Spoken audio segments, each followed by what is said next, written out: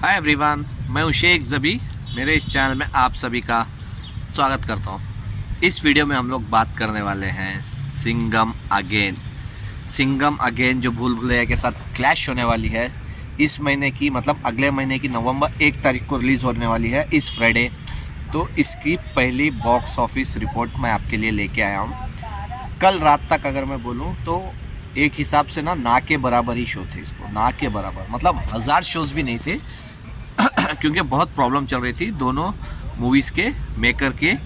तो अभी थोड़ा बहुत सॉल्ड आउट हो चुका है, तो सल्यूशन निकाला है इन लोगों ने। तो अच्छे खासे शोज़ ओपन हो चुके हैं इंडिया में, पूरी इंडिया में ओपन हो चुके हैं। अभी रात के 12 बजे तक अगर अभी तक का कंपैरिजन करूं, बहुत अच्छे शोज़ खुल गए हैं। लेकिन इम्पॉर्टेंट ये है इस मूवी के साथ, देखो पहले मैं बता दूं, रोहित शेट्टी की कोई भी मूवी फ्लॉप नहीं हुई थी बिफोर सर्कस। लेकिन सर्कस ने डिज़ास्टर आया, रिजल्ट सर्कस मूवी का डिज़ास्टर आया जो रणवीर सिंह के साथ मूवी बनाए थे रोहित शेट्टी ने। लेकिन उसके बाद यही मूवी आ रही है सिंघम अगेन। रोहित शेट्टी को पहले तो प्रेशर बहुत है इस मूवी का। क्योंकि ना तकरीबन आधा बॉलीवुड है इस मूवी में, आधा बॉलीवुड एक, और दूसरा बजट इसका बहुत ज़्यादा है कंपैरिजन भूल भुलैया। क्योंकि तकरीबन इसका बजट बता रहे 300 से 350 करोड़ बजट है इसका। तो क्लैश के साथ इतना बजट रिकवर करना बहुत मुश्किल रहता है। अगर बाई चांस सामने की मूवी को अगर रिव्यूज़ अच्छे आ गए या अपनी मूवी को रिव्यूज़ कम आ गए या कुछ भी हो गया ऊपर नीचे, तो प्रॉब्लम ये होगा कि इसका कलेक्शन आना कम हो जाएगा, शोज़ कम हो जाएंगे। दूसरा तो वो है, और तीसरा ये है कि इतने बड़े स्टार कास्ट को लेके अगर बाई चांस मूवी लोगों को पसंद नहीं आई ना, तो रोहित शेट्टी के ऊपर भी एक रिमार्क आएगा ही, जाहिर सी बात है। क्योंकि आफ्टर सर्कस तो रोहित शेट्टी को भी टेंशन है कि एक ब्लॉकबस्टर मूवी चाहिए ही चाहिए। और सबसे ज़्यादा इम्पोर्टेंट ये है इस मूवी का बॉक्स ऑफिस कलेक्शन। क्योंकि देखो बिफोर पेंडेमिक मतलब 2020 से पहले एडवांस बुकिंग उतना इम्पोर्टेंट नहीं थी किसी भी मूवी के लिए। तो वर्किंग ऑडियंस हो कोई भी हो, टिकट मतलब विंडो के पास जाके, टिकट विंडो के पास जाके टिकट्स लेते थे बहुत सारे लोग, ऑलमोस्ट 90% लोग वैसे। लेकिन अभी ऑनलाइन बुकिंग बहुत होती है, तो एडवांस बुकिंग ही डिसाइड करते हैं कि इस मूवी का कलेक्शन कितना आएगा और ये मूवी कैसे कलेक्ट करेगी, क्या हिट होगी क्या फ्लॉप होगी। जो भी है ना, आज के हिसाब से आज के माहौल में आज box office collection advance booking के ऊपर ही ज़्यादातर डिपेंड होता है। और ये अभी तक का जितना इसका कलेक्शन आया है ना, तो मैं डिटेल बताऊंगा। लेकिन सबसे बड़ी चीज़ ये है इसमें कि इतने बड़े स्टार कास्ट को लिए हैं, चाहे अजय देवगन हो, टाइगर श्रॉफ हो, रणवीर सिंह हो, अक्षय कुमार हो, अभी सलमान खान का भी कैमियो है। तो ये 5 लोग तो है ही। लेकिन अगर आफ्टर पेंडेमिक में इन लोग की बात करूं तो अजय देवगन सर की कितनी सारी मूवी फ्लॉप हुई है, डिज़ास्टर हुई है, ये आप भी जानते होंगे। अगर उनकी दृश्यम 2 हटा दो ना, तो बहुत सारी मूवी आपको ऐसी मिल जाएगी जो फ्लॉप और डिज़ास्टर हुई है। इस साल ही उनकी मैदान मूवी और औरों में कहाँ दम था, 2 मूवी डिज़ास्टर हुई है। और अक्षय कुमार की आफ्टर पेंडेमिक कोई भी मूवी ब्लॉकबस्टर नहीं हुई। इस साल ही 3 डिज़ास्टर मूवीज़ गई अक्षय कुमार की, चाहे बड़े मियाँ छोटे मियाँ ले लो, सरफिरा ले लो, या फिर खेल खेल में ले लो। और टाइगर श्रॉफ भी वही हाल है, टाइगर श्रॉफ का भी ऑलमोस्ट बड़े मियाँ छोटे मियाँ हो या जो भी गणपत या जो भी आई थी, सब मूवी उनकी भी फ्लॉप या डिज़ास्टर ही गई। और रणवीर सिंह की बात कर ले, रणवीर सिंह का भी वही हाल है आफ्टर पेंडेमिक। जब उनकी लास्ट मूवी आई थी, वही बोल रहा हूँ, सर्कस, उसके बाद आज तक ये पता नहीं चला है किसी को कि वो अगली मूवी कौन सी करने वाले हैं। तो उनका भी ऑलमोस्ट फ्लॉप या डिज़ास्टर ही गई है। और अगर सुपरस्टार सलमान खान की बात कर ले, तो पेंडेमिक के बाद उनकी भी कोई भी मूवी उतना कुछ खास नहीं की, अगर टाइगर 3 को हटा दो तो टाइगर 3 एक थी जो एक रीजनेबल कलेक्शन किया था। अगर वो छोड़ दो तो उनकी भी मूवी उतना खास कुछ कलेक्ट नहीं की थी। तो अभी ये 5 एक मूवी में है, तो देखते हैं क्या होता है। एक और दूसरा, इसका रन टाइम बहुत कम है मेरे हिसाब से, क्योंकि इसका ट्रेलर आया था तकरीबन 5 मिनट का इसका ट्रेलर आया था। लेकिन मूवी का रन टाइम है 2 hours 25 minutes, मतलब 2 घंटे 25 मिनट की ये मूवी है। ट्रेलर ही 5 मिनट का दिखा दिए, मैं समझा तकरीबन 3 घंटे के आसपास की मूवी रहेगी। कहीं ऐसा ना हो इस मूवी के साथ। हमने लास्ट मूवी देखा था, जो मैंने देखा था, मार्टिन। तो मार्टिन पैन इंडिया रिलीज थी, शायद आप लोगों ने भी देखा होगा। तो मार्टिन मूवी भी ऐसा ही थी, मतलब 2.5 घंटे की मूवी थी, मतलब भर भर के एक्शन था।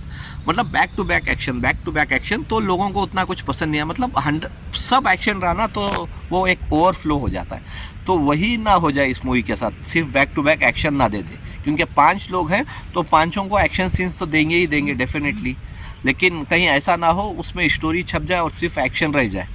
तो देखते हैं, जब मूवी देखेंगे तब पता चलेगा। अभी चलो इस मूवी की एडवांस बुकिंग की बात कर लेते हैं। पहले दिन कौन सी सिटी में कितने कितने शोज़ हैं, और मैं 100 शोज़ जो सिटी में है ना तो बस उसके बारे में बताऊंगा। उससे कम भी बहुत सिटीज़ में है, लेकिन मैं जो 100 शोज़ के ऊपर है तो उस सिटी के बारे में आपको बताता हूँ। अगर पहले मैं दिल्ली की बात कर लूँ, क्योंकि इसमें और भी बहुत सारे शोज़ खुलने बाकी हैं, क्योंकि और भी शोज़ बहुत खुलेंगे, क्योंकि और 2 दिन बाकी है अगर आज का दिन मिला लो तो। दिल्ली की मैं बात करूँ, दिल्ली में तकरीबन 797 शोज़ हैं, तकरीबन 800 शोज़ ओपन हुए हैं दिल्ली में। 5 शोज़ फुल है, 9 फास्ट फिलिंग है और ऑक्यूपेंसी 4% है। मुंबई में अच्छे खासे शोज़ खुल गए हैं, मुंबई में भी तकरीबन 691 शोज़ हैं, 19 फुल है, 19 शो फुल हो चुके हैं मुंबई में, और 9 शोज़ फास्ट फिलिंग है। पुणे में 232 शोज़ हैं, 1 फुल 3 फास्ट फिलिंग, 1% की ऑक्यूपेंसी।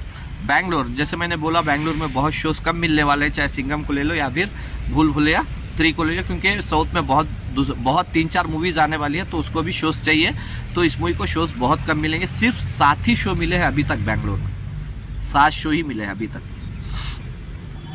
अगर हैदराबाद की बात करूँ, हैदराबाद में भी मूवीज़ बहुत लगने वाले हैं साउथ की, तो वहाँ पे भी शोज़ बहुत कम है, 27 शोज़ ही मिले हैं अब तक, लेकिन 10% की ऑक्यूपेंसी है वहाँ पे। और अहमदाबाद में अच्छे खासे शोज़ मिल गए हैं इसको, 266 शोज़ हैं, 1 फुल 6 फास्ट फिलिंग, और उसके साथ साथ ना तकरीबन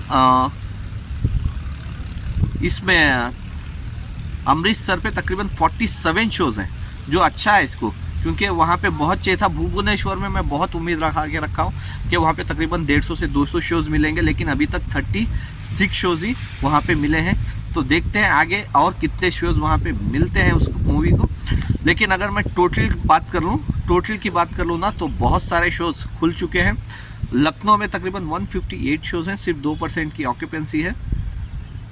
अगर टोटल शोज़ की मैं बात कर लूँ, इंडिया में टोटल शोज़ कितने, क्योंकि ये सिर्फ 2D पे ही रिलीज़ हो रही है, 3D में है नहीं। अगर इसके टोटल शोज़ मैं बोलूँ तो टोटल शोज़ तकरीबन इसके 4916 शोज़ हैं, मतलब 4916 शोज़ है। अभी तक इसके और शोज़ ऐड होंगे। ATP रखा गया इसका अब तक 300 रुपया, क्योंकि बजट ज़्यादा है तो इसीलिए टिकट का रेट ज़्यादा है इसका। शायद 3 दिन टिकट का प्राइस ज़्यादा ही रखेंगे ये लोग, क्योंकि बजट भी रिकवरी करना है। अगर टिकट सोल्ड आउट की बात करूँ, अब तक इसके तकरीबन 38,000 के करीब इसके टिकट सोल्ड आउट हो चुके हैं इंडिया में, और ये विदाउट ब्लॉक सीट्स बोल रहा हूँ, ठीक है, विदाउट ब्लॉक सीट्स। और इसकी एडवांस बुकिंग अगर अब तक डालो तो 1,21,00,000 की हो चुकी है, 1,21 लाख का कलेक्शन आ चुका है एडवांस बुकिंग से। विदाउट ब्लॉक सीट्स बोल रहा हूँ, अगर विथ ब्लॉक सीट्स करूँ तो तकरीबन 1,80,00,000 तक की इसकी विथ ब्लॉक सीट्स का आया है। तो अभी देखते हैं कि इसको कितने शोज़ मिलते हैं, क्योंकि सबसे बड़ा प्रॉब्लम ये है, अगर ये मूवी क्लैश नहीं होती, 1-2 हफ्ते पहले आ जाती ना, चाहे वो सिंघम हो या फिर भूल भुलैया कोई भी हो, अगर वो पहले आ जाती ना तो बेटर ऑप्शन था, क्योंकि उसको तकरीबन 10 से 12 हज़ार शोज़ मिलते, अच्छा खासा कलेक्शन कर पाती थी मूवी। चलो अच्छी रहे नहीं रहे वो बात की बात है रिलीज़ होने के बाद, लेकिन रिलीज़ से पहले 10 से 12 हज़ार शोज़ मिल जाते तो बहुत भारी था दोनों में से किसी मूवी को। लेकिन अब ये प्रॉब्लम क्या हो गया, मतलब सिर्फ रोहित शेट्टी या अजय देवगन या सलमान खान, शाहरुख खान, आमिर खान वैसा नहीं है। अभी प्रॉब्लम क्या हो गया, 1-2 साल पहले आपने भी देखा होगा, 1-2 साल पहले ही क्या अनाउंस कर देते हैं कि ईद पे इसकी मूवी आ रही है, दिवाली पे इसकी मूवी आ रही है, फिर क्रिसमस पे इसकी मूवी आ रही है, 15 अगस्त पे इसकी आ रही है, 26 जनवरी को इसकी आ रही है। मतलब हॉलीडेज़ को अपना डेट फिक्स कर देते हैं कि ये मूवी हमारी आने वाली है। लेकिन प्रॉब्लम क्या हो गया, मतलब किसी भी एक्टर को हो, डायरेक्टर को हो या प्रोड्यूसर को हो, अपनी मूवी पे भरोसा ही नहीं है आजकल। ये सच्ची बोल रहा हूँ, भरोसा ही नहीं है। चाहे एक डायरेक्टर को ले लो, अपनी स्टोरी पे, अपने डायरेक्शन पे, एक एक्टर को अपनी एक्टिंग पे, अपने हार्ड वर्क पे भरोसा ही नहीं है। अगर भरोसा है ना तो वो हॉलीडेज़ पे है कि हॉलीडेज़ पे रिलीज़ कर दो मूवी चल जाएगी, ऐसा हरगिज़ नहीं होता। डेफिनेटली बोल रहा हूँ, हरगिज़ नहीं होता। अगर ऐसा होना रहता ना, ईद पे रिलीज़ हुई थी बड़े मियाँ छोटे मियाँ और मैदान, वो दोनों ब्लॉकबस्टर रहती। तो ये भूल जाओ कि ईद पे या हॉलीडेज़ पे कभी भी आप रिलीज़ करेंगे मूवी चल जाएगी। डेफिनेटली बोल रहा हूँ वो नहीं चलेगी। मूवी आपकी अच्छी है तो वो कभी भी चलेगी। तो बिंदास आप कभी भी रिलीज़ करो, मूवी चलेगी। 2 मूवीज़ मेरे को याद आ रही है साउथ की, एक RRR और दूसरा KGF 2। तो वो दोनों मूवी में तकरीबन 3 वीक का गैप था। RRR पहले आई थी, कुछ भी हॉलीडे नहीं था, रिलीज़ हुई, 1000 करोड़ के ऊपर कलेक्ट की, हिंदी वर्जन में तकरीबन 250 करोड़ क्रॉस की। और अगर KGF 2 की बात कर लूँ तो डेफिनेटली आपको पता होगा, हिंदी में तकरीबन 400 करोड़ के ऊपर क्रॉस की, और वो भी रमज़ान में रिलीज़ हुई थी। वो ईद पे भी नहीं, रमज़ान पे रिलीज़ हुई थी, जब मुस्लिम्स लोग जाते भी नहीं देखने, तब भी वो मूवी 400 करोड़ हिंदी में कलेक्ट की थी और वर्ल्ड वाइड 1100 करोड़ प्लस गई थी। तो सोच के देख लो। तो यही बेटर है कि आप हॉलीडेज़ पे ना जाओ, आपकी मूवी अच्छी रही, आपको भरोसा रहा कि मेरी मूवी चलेगी, आप कभी भी लाओ, डेफिनेटली बोल रहा हूँ मूवी चलेगी। वरना आप हॉलीडेज़ के पीछे पड़ोगे, डेफिनेटली बोल रहा हूँ आपकी मूवी अच्छी नहीं रही, 2 दिन बाद कोई नहीं देखेगा। 2 या 3 दिन आप चला लेंगे, उसके बाद आपकी मूवी डब्बा गुल हो जाएगी बॉक्स ऑफिस पे।